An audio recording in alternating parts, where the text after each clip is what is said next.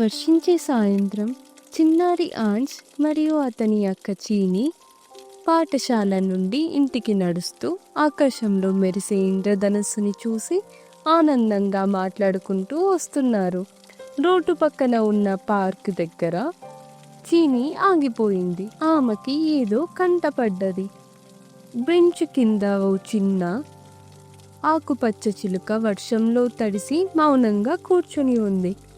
ఆ చిలుక కళ్ళు మెరుస్తున్నాయి, చిన్ని దీపాల్లాగా వెలుగులిచ్చాయి. ఆంచు మెల్లగా ముందుకు వెళ్ళి ఆ చిలుకని చేతిలోకి తీసుకున్నాడు. ఇద్దరు వెంటనే ఇంటికి తీసుకెళ్ళిపోయారు. ఇంటికి వచ్చిన తర్వాత చీని తన పింక్ స్కార్ఫ్లో ఆ చిలుకను తుడిచింది. ఆంచు ఒక నారింజ ముక్క తీసుకువచ్చి చిలుకకు ఇచ్చాడు. ఆంచ్ ఆశ్చర్యంగా చూస్తూ ఇతను కొంచెం విచిత్రంగా ఉన్నాడు కదా అని చీనీతో అన్నాడు. ఒక సాయంత్రం అంత నిశ్శబ్దంగా ఉన్నప్పుడు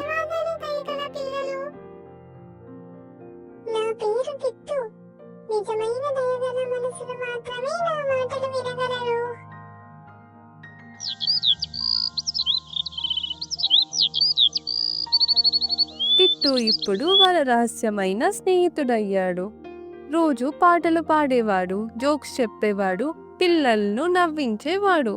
అతని కేవలం పక్షి కాదు, ఒక నిజమైన మిత్రుడయ్యాడు.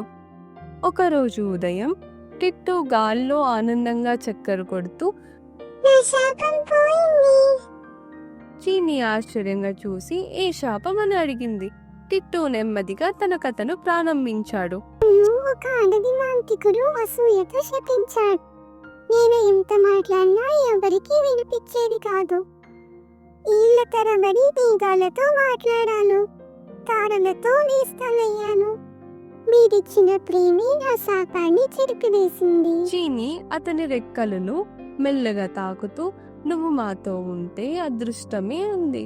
టిట్టు ఒకప్పుడు శపించబడిన పక్షి ఇప్పుడు ప్రేమతో నిండిన ఇంట్లో సంతోషంగా జీవించసాగాడు.